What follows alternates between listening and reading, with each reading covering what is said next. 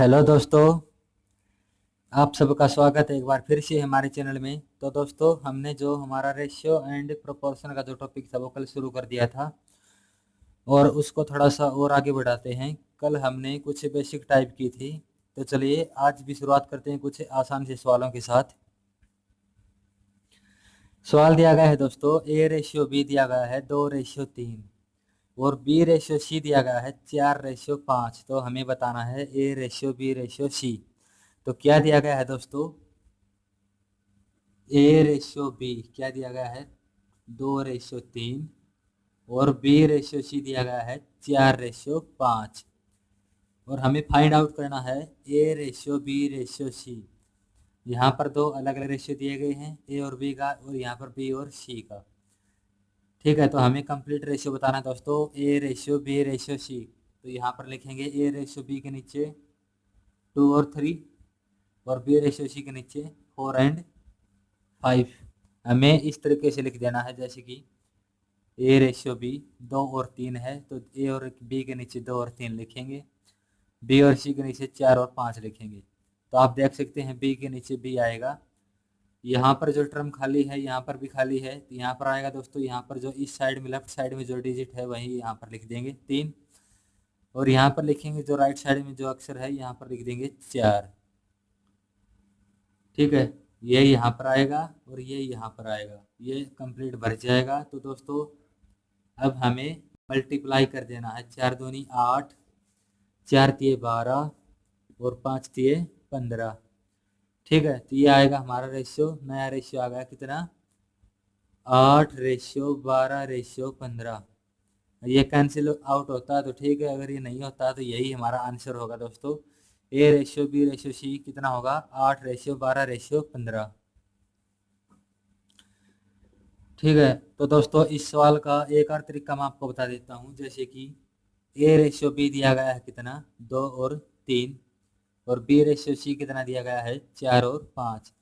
हमें उल्टा n बनाना है। कैसे? ऐसे, इसकी मल्टीप्लाई यहाँ, इसकी यहाँ और इसकी यहाँ। तो हमारी शेप बनेगी कुछ इस तरीके से। ठीक है, उल्टा n। तो यहाँ पर मल्टीप्लाई करेंगे, 2 चौके 8, 4 तिये 12 और 5 तिये 15। वही हमारा रेशियो आया है A/B/C।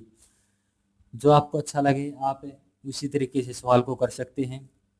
और दोस्तों, एग्जाम में तो आप इस तरीके के सवाल ऑप्शन के हिसाब से चुटकियों में कर सकेंगे। ठीक है, उम्मीद करता हूँ सवाल समझ गए होंगे। तो चलिए शुरुआत करते हैं अगले सवाल की। तो चलिए दोस्तों, एक इसी तरह का सवाल हम करते हैं। क्या दिया गया है? A/B दिया गया है 4/5। A/B कितना दिया गया है? 4/5। और B/C दिया गया है 2/7। ठीक है, तो हमें A/B/C बताना है। तो AB के नीचे लिखेंगे 4 और 5 और BC के नीचे लिखेंगे 2 और 7। यह टर्म यहाँ पर खाली है, यहाँ पर ये लिखेंगे 5 और यहाँ पर ये लिखेंगे 2 और मल्टीप्लाई कर देंगे। तो 4 दूनी 8, 5 दूनी 10, 7 पंजा 35। तो हमारा A/B/C कितना है दोस्तों? 8/10/35। अगर आप उसको उस हिसाब से करना चाहें तो वैसे भी कर सकते हैं। 4 और 5 और 2 और 7, इसकी गुणा यहाँ पर करेंगे इस तरीके से। 2 चौका 8, 2 पंजे 10 और 7 पंजे 35। जो आपको अच्छा लगे उसी तरीके से आप सवाल कर सकते हैं।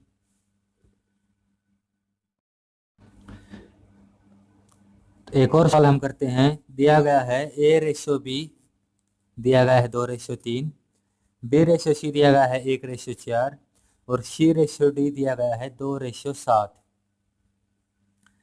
तो दोस्तों, हमें इस सवाल में 4 टर्म दी गई हैं, तो हमें फाइंड आउट करना है A/B/C/D। ठीक है, तो लिखते हैं क्या दिया गया है। A/B दिया गया है 2/3 और B और C दिया गया है 1/4 और C और D दिया गया है कितना? 2/7। हमें निकालना है A/B/C/D। तो दोस्तों, AB के नीचे यहाँ पर लिखेंगे 2 और 3, बी और सी के नीचे लिखेंगे 1:4 और सी और डी के नीचे लिखेंगे 2 और 7। हमें इस तरीके से यहाँ पर लिख देना है। और दोस्तों यहाँ पर जो खाली जगह बच गई, यहाँ पर जो लेफ्ट साइड में जो भी अक्षर है वो लिख देना है 3 और 3।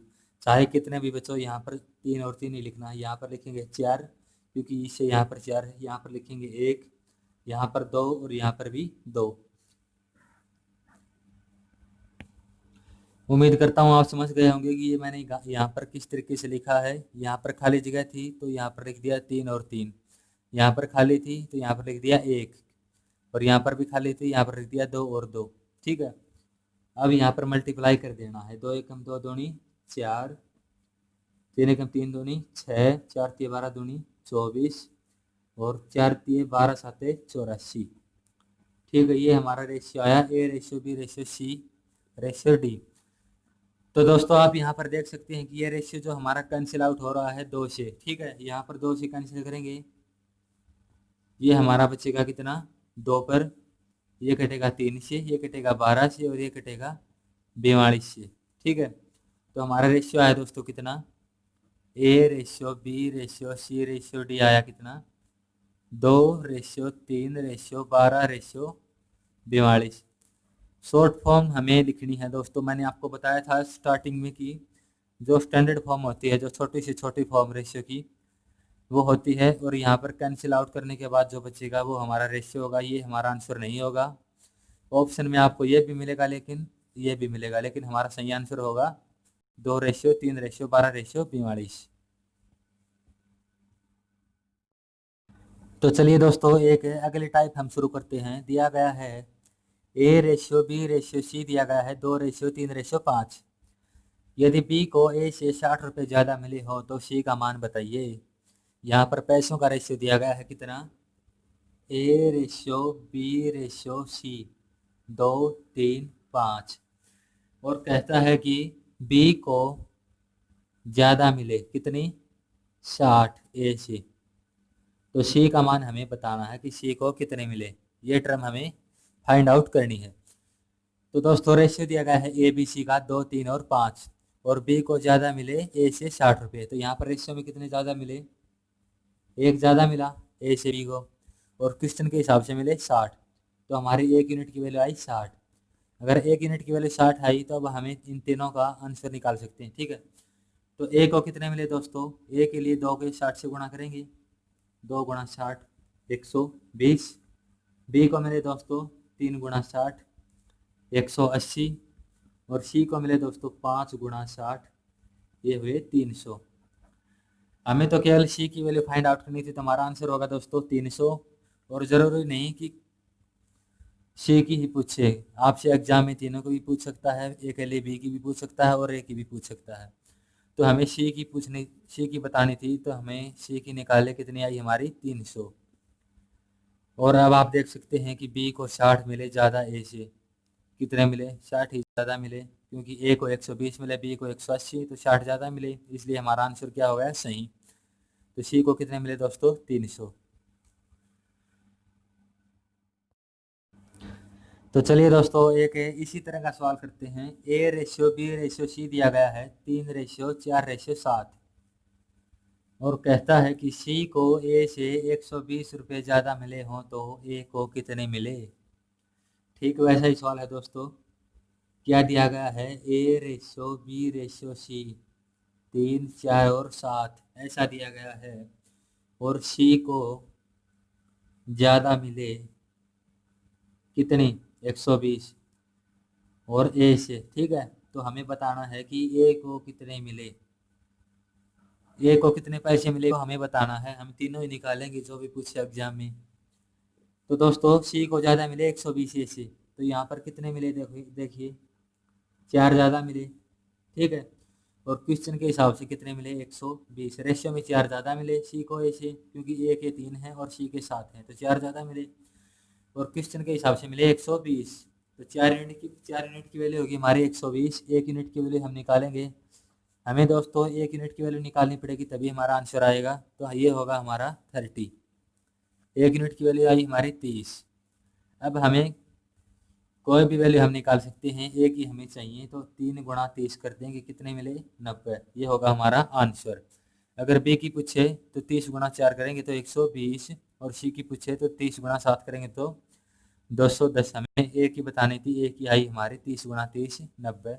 अगर बी की पूछे, बी के लिए 4 गुणा 30, ये होगा हमारा 120।